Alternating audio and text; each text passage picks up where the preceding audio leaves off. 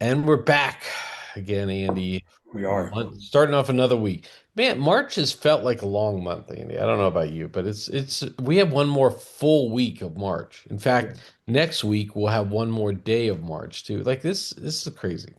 yeah, it is a long one. I think it's that transition. You got the time change, seasonal change. It does kind of go on for a minute, but I don't know as for you. It was like 80 degrees here and sunny yesterday. It So was like if nice. the weather's going to be like that, like March can be as long as it wants. Yeah, it's gonna be it was 80 yesterday, it's gonna be 80 today, and then it dips down to like the 50s Yeah, Tuesday and Wednesday, but then back into like look, I just need like high 60s, low 70s, sun out, like yeah, just give that to me all day long.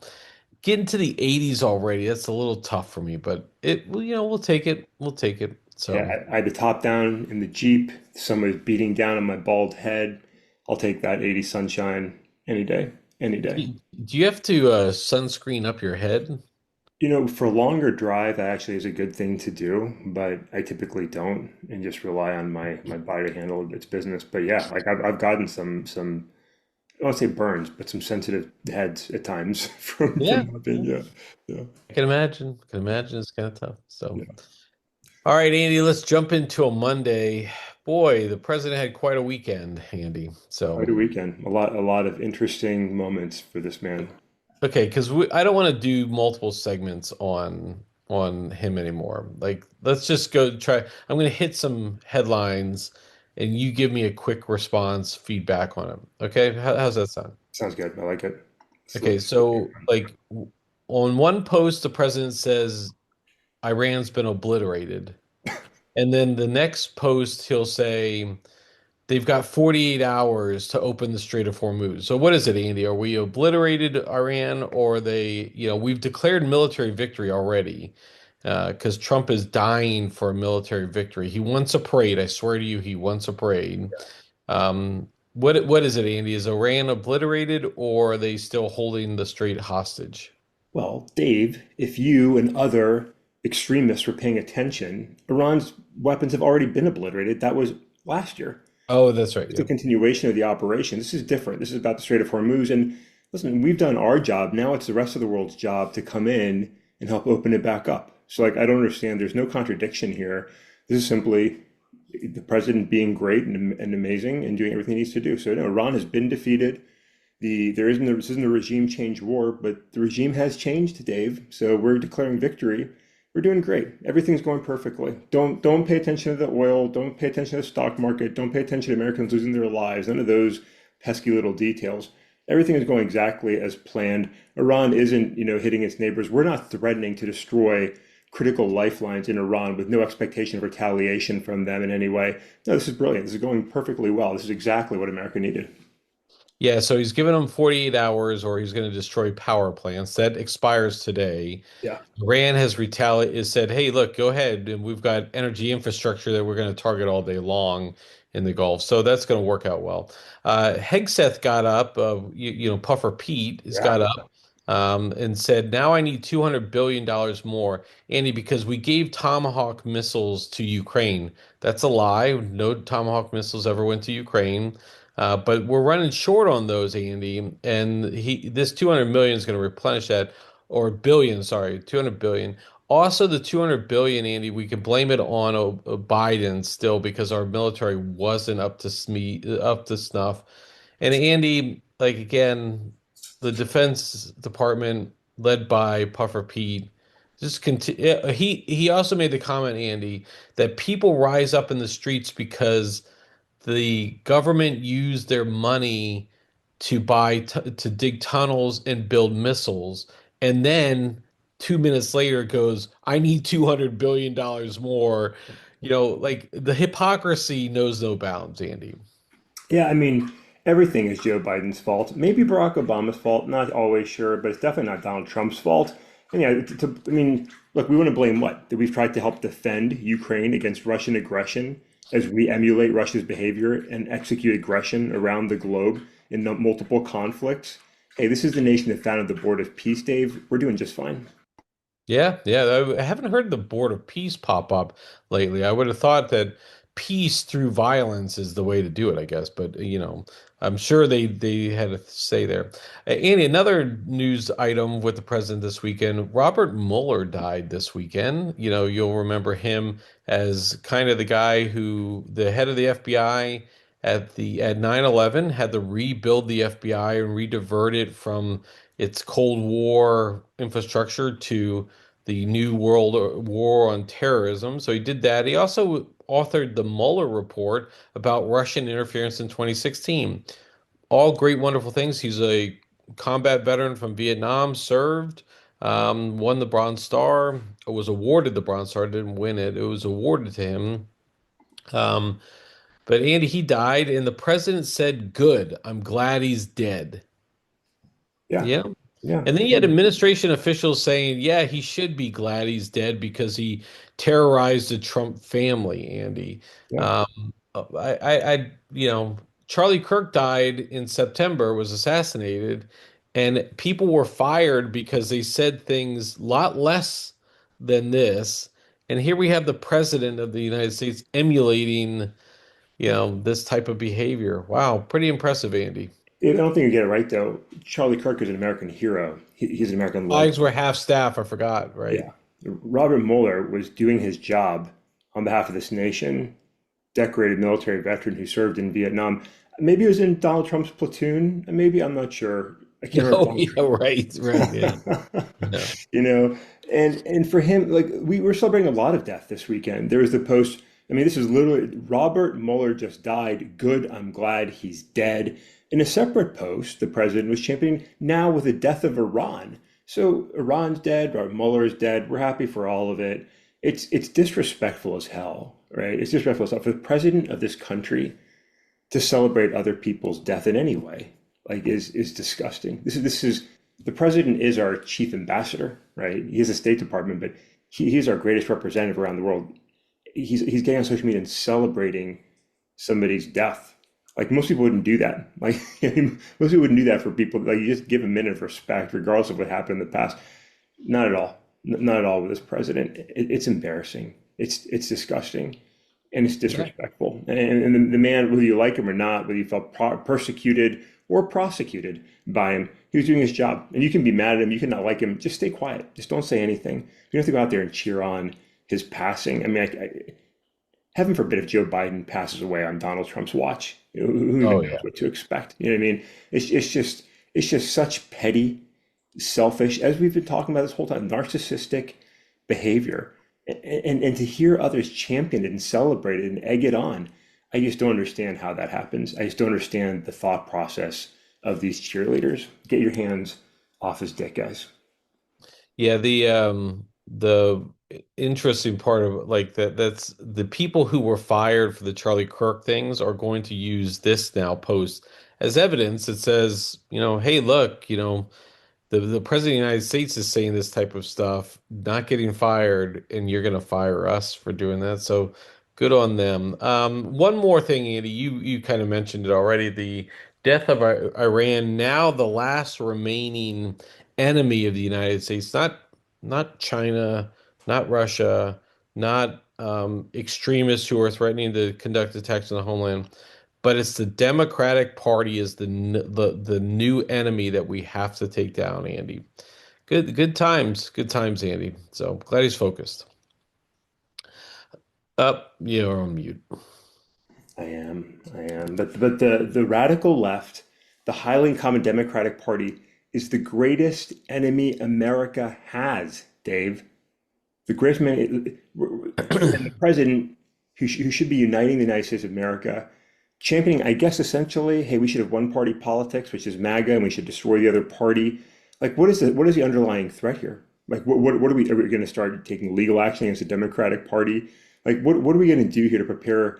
Like, all this points to the elections that are coming up in November. Like, what mischief is this administration planning to try and frustrate free and fair elections and see what's going to end up happening, which is Republicans lose seats in Congress in repudiation of this man and this administration and their antics and what they're doing. That's coming, but what is the underlying threat and direction of stupid posts like this We have to wait and find out, which is going to be miserable for all of us. It's March, Dave. It's almost, despite your feelings, almost April.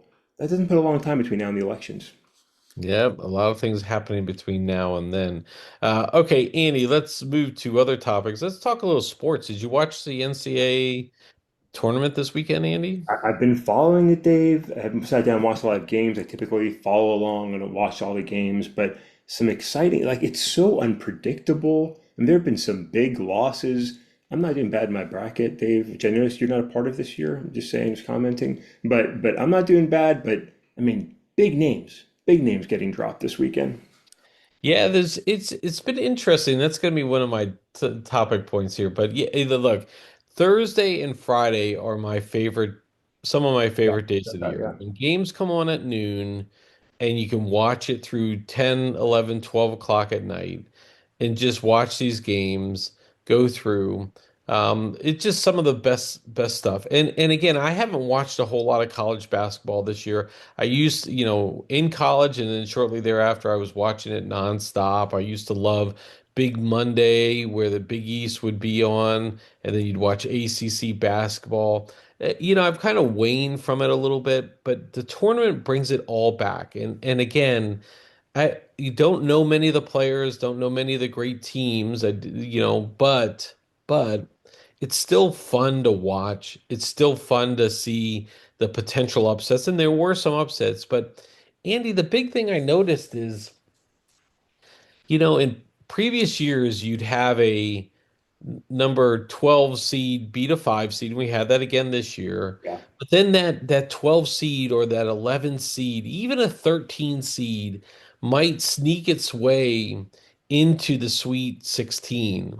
And Andy, we don't have a double digit seed this year making its way beyond into the Sweet 16.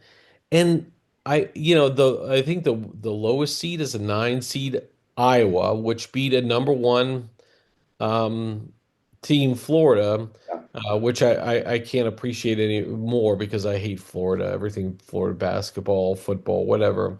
But they beat Florida on the last second shot. That's the lowest seed there. And I guess people will say, well, that's still a pretty low seed, but it's Iowa. It's not like it's, Chattanooga State or, you know, even George Mason or Virginia Commonwealth. Virginia Commonwealth won one game, and that was fun for them because they came back big against UNC. But Andy, we're missing, I think, the Cinderella. Yeah. Iowa is not a Cinderella team. They're a big market program, and so that's just where I feel a little sad about that, Andy. Yeah, no, I think that's fair. I think we touched on this a little bit last week. We were talking about like that it's really hard for these smaller schools to really build up and bring in, top quality talent and keep them over time to build their programs. We did have some interesting upsets. I mean, like for sure, Wisconsin getting dropped, to a 12 seed, like you mentioned that the Utah State beating Villanova. I mean, there were some teams that are like, powerhouses in college basketball that took the L. But you're right. That absolute Cinderella story, we don't quite have that. I don't think we're going to see much get to the next round of basketball by way of these lower ranked teams. It is a lot harder, and it is a little bit. It takes some of the fun of that opportunity out, I think, Yeah, which is just such a beautiful part of the game. yeah, and I stand corrected. I said Iowa was the number nine, they're the low seed. Texas actually is an 11 seed, Andy. And come on, Texas, it's not quite the same. I mean, there's almost all the three of the four number one teams, all the number two team seeds are in. It's just like here, I'm just gonna like St. John's is a Big East team. They're outside. UConn a Big East team, but everybody else, Andy, it's SEC, Big Ten, and I guess it's just that's just the way sports are these days. Is you're Yeah. gonna have there's obviously Arizona's the Big 12, but I just wish we would have these Cinderella teams be like true Cinderellas because those and I was talking to my son about this over the weekend is that George Mason team that went to the Final Four in 2006, 20-year anniversary, kudos to them. Yeah. And the teams that I love watching them as they follow that season the years after, they had players who were 4-year starters and or 3-year starters. Yeah. They wouldn't have made it, stayed at George Mason. They would have gone to, another Big Ten team or a Big 12 SEC, ACC school, and we wouldn't have had those great memories. I look at the George Mason team this year, I think I've said that, last year they had a pretty good year. And then I was excited. It was like, okay, let's see where they're going to go this year, and 75% of the roster turned over. I don't think they have a I think they had one freshman who was a freshman, or one player who was a freshman at George Mason. Everybody else had been transferred in.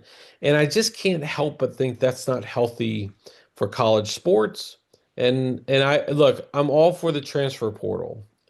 But you gotta like transfer one time, and that's good. You get your one transfer because look, everybody goes to a school they thought was going to be one thing and winds up, Yeah. not everybody, but a lot of people do that. You get that one transfer, and you can transfer without any penalty. And then I think if you start looking at two, and we've had kids who've been transfers 4 times. Yeah. Every year they're transferring schools. Yeah. That's just not healthy, Andy, for anybody. And frankly, I think it makes a player look bad too. I don't know. It So does. I think it takes away from coaching too, because you've got coaches that are basically making feeder teams for bigger schools, so it's hard to assess yeah, like how good is this coach that's inheriting all this great talent. Like, is this really a program, or is it the schools just attracting them with top dollar and talent and and other money? And that's one, but especially now in 2026, Dave, those Cinderella stories are important, right? Stories like yeah, that give everybody hope, right? And at a time when we're seeing big politics, big business, billionaires just dominating everything, like America needs to see the underdog. America needs to see Cinderella. America needs a little healthy inspiration of the little guy fighting and doing great and finding some victory. Maybe not winning the championship, but getting up there and competing and poking the other guys in the face. And we don't have that right now. Like, we don't genuinely have that right now. And that underdog mentality is such a part of the American story and who we are. And that's slowly changing, where it's about how much influence and power can I have, and can I be a social media influencer? Can I be a billionaire? That's not what helps a republic excel. And so like these small things that seem like it's just basketball, but it's not just basketball. It's the psyche and the mentality that is really important to our cultural identity, and it's a loss. I genuinely mourn the opportunities like this to see the underdog rise up and be amazing, because it's such a beautiful part of the American story. yeah. I think that's well said. And speaking, if I can transition that, Andy, you know, coming out of Vietnam, America was at a very low point. We had, Vietnam, we had the Nixon scandal, and a lot of other things, just at a very low point. But we had individuals who tried to help bring that back, that American spirit back into the 80s. And Andy, we lost one of those icons this weekend, or actually, I think it was on Friday. Yeah. Chuck Norris, Andy. Chuck Norris. I'm not sure exactly where he became Chuck Norris is so like bad he did this, or Chuck Norris got bit by a king cobra, and after 5 days the king cobra finally died. But it's just those type of things. The ads were comical, the all the stories were great. But Chuck Norris was one of those action heroes in the 80s that tried to bring some of that back. And, he had the missing in action movies for a long time. Those were the Vietnam War movies with Rambo and some of those other things that, where we had this American spirit, Andy. Yeah. And then he went on and had a great TV career as well. He did just, Walker, Texas Ranger. It always comes up because of Ricky Bobby, the movie. Right. If we wanted us a pair, we could, yeah. But anyways, so Andy, thoughts on Chuck Norris? I mean, it is a huge cultural loss. I mean, like you said, the Chuck Norris lines, people that had never seen a Chuck Norris movie knew the legend of Chuck Norris. This became such a fun, silly thing. This man was undefeatable. Unfortunately, death is ultimately the undefeated party in this, and he's coming for all of us. But Chuck Norris was just such a colorful character, and I remember, I mean, like you said, that just so much rah rah, go America, we can do anything, attitude and everything. I remember going to see Delta Force at a friend's birthday party, like that was the birthday, so we were going to go see Yeah. Delta Force, and it was just so fun. And you come out of there feeling like, yeah, like he was just such a cultural icon. And it is a loss. It is a loss. You know, the jokes will continue, I think. I think they'll outlive the man. I think the movies, you go back, I mean, some of them look pretty bad today, but you know, he was acting with Bruce Lee, right? He was doing romance scenes the last McQuaid, I think it was. Like Yeah. Yeah.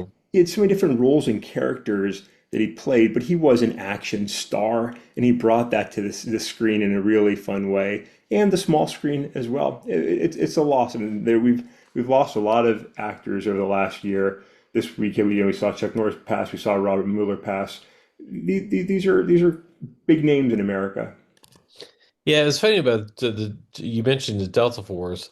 That movie when that came out, I was like, this is cutting edge Yeah, military like movie. Like it that was like finally a real war movie about like an elite commando unit. And then you kind of watch it now and you're like kind of snicker at some of it, but yeah, yeah, it still holds up, I think, pretty good. And like there's some good music in there. It's all good times, Andy. So mourning the passing of a legend, Andy, for for sure. sure, for sure. So, A legend, a cultural legend, and I think again, like I don't know if we have necessarily like Chuck Norris today. There's action heroes, but they don't carry the same weight. I mean, Chuck Norris in his way, along with Sylvester Stallone and Arnold, were just so much bigger than anything else. So much bigger than anything else in that genre and their name recognition today. I mean, we've got a lot of action heroes, but I don't think there's anybody that carries that level of, oh my gosh, new Chuck Norris movie, new Arnold movie. It just doesn't happen today. yeah, it really doesn't happen today. I mean, it is the decline of that genre, I think, Yeah, Andy. It's like we have, I think, Powell, he came in and tried to do the Running yeah, Man, yeah, and that was man kind of like it didn't quite hit it. Yeah, he's trying. Yeah, Tom Cruise was a different type of action hero. It was not quite the strong bodybuilder, or it didn't have elite yeah, martial arts skills. He was just kind of use his brains and he was athletic kind of thing.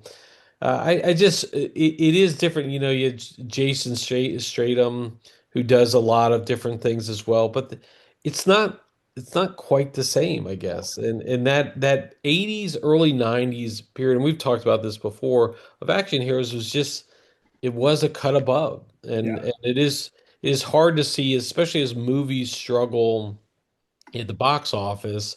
We've already talked about the death of comedies in some respects. There's very few comedic movies out there. Um, Action movies are hard to come by too. It's a lot of sci-fi, a lot of the cartoon like the Marvel movies and superhero stuff. That's kind of winding. But we had Project Hail Mary. That was a different type of movie. Did really well at the box office. You saw it this weekend. So. I guess it's the end of an era in some respects. I don't know. So Yeah, no, I agree. It is a transitional time. And I think we look at some of these things, and I don't think we always necessarily appreciate their broader cultural impact of these guys. So again, a lot of these characters, from Rambo to some of Chuck Norris's characters, they were underdogs. Like, in many cases, they were veterans that came back from difficult experiences like Vietnam, right? And they built themselves back up for love of country and love of neighbor. So like those stories, like I don't know they're being told the same way today, right? The Avengers isn't that, right? So like all these things, all these sort of soft power and cultural events that helped shape the American fabric and who we saw ourselves as, like it is changing. It is changing. It is more about the love of money and influence and power. And again, like as we look at our country and our society, like a republic needs certain values to succeed, and they're not Donald Trump values, and they're not necessarily billionaire values. And I don't know that we have as much of that underdog fighter spirit that we had. Chuck Norris sort of he represents a lot of who America wanted to be and how we saw ourselves. Like we can do anything, we can overcome any obstacle, we can pull ourselves up by our bootstraps and fight and do the right thing. I don't know that we're necessarily doing that to the same extent today. We might not see the impact of that today, but over time, like the loss of that identity is real. And some of these bigger than life characters represented that for all of us. And it really is, I think it's a bigger loss than a man who passes away, and blessings to his family. It's a part of America's identity that is also dying at the same time. And we're going to feel the impact of it over time.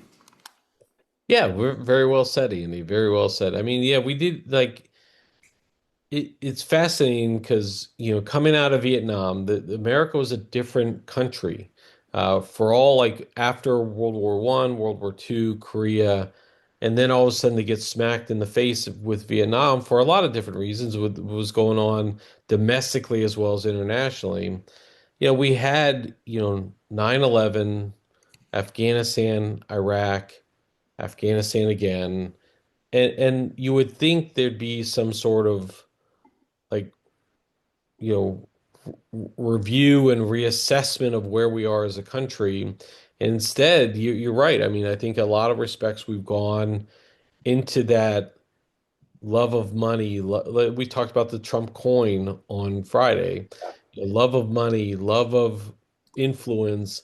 These things that are not they're not real values, Andy. And I think that's something that we have to struggle with. And I'll be interested to see how things go these next couple years. Because look, you can say what you want about the president. He's not in good health. And where do things go from here that as he continues this downward spiral? And when are we going to say like we need to get back to what, make America great is not about how do we get rich and how do we become the golden age? Make America great is how do we build our core values again? And how do we, become good partners in the world, as opposed to, all about me, me, me. That's going to be the challenge for the next administration.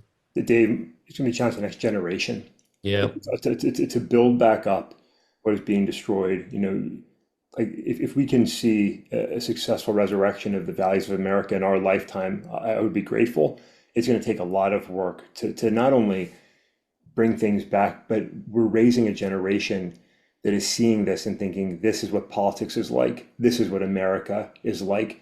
We're going to see emulation of this type of behavior for a long time, and it's going to take sincere effort, real leadership at so many levels, from our grade schools to our executives to our legislators, to really try and change it. I don't know if we have the fortitude and the willingness and the desire to really make that change, but I hope we have enough patriotism, love of country, love of world to try and find a way to do it, because like the world still needs America's greatness, and the world still needs who America has been. But I don't know if we're going to be able to pull ourselves back. It's going to be a challenge. I know you and I aren't going to give up on that hope. I know a lot of other people aren't going to give up on that hope, but we've got a lot of work ahead of us to try and fix what's being destroyed every single day. And Dave, just you mentioned health. We haven't talked about it, but what in the world is happening with the president's hand? This endless like makeup and cover up of his bruising, like that's a whole nother story. But like neither physically nor mentally is this a healthy man leading our country right now. Yeah, I mean, we can talk about this another time because we wrap up today, but like we like when are we going to stand up and start just saying like, Mr. President, you're lying. Like I mean, he has no problem with losing decorum on everybody else. But when are we going to tell him and the puppet, Caroline Levitt and Pete Hegseth, Puffer Pete and JD Vance, all these people, when are we just going to say that that's a fucking lie? Hey, do you not understand what you're talking about here? And like that's where we'll start seeing some things. But everyone's fearful of the impacts of what Trump is going to do in his fit of rage. Like, at what point do you sit there and say, we can't care anymore? A, So, a patriot would never say that, Dave. A patriot would oh, never that's question true. this administration. Why do you hate America? Why? That's, Why? that's right. Right. So, Douchebags. All right, Andy, let's wrap up for the week. Let's or God, the week. I wish the week was already over. Let's wrap up for a Monday. And with that, Andy, I will catch up with you on Wednesday.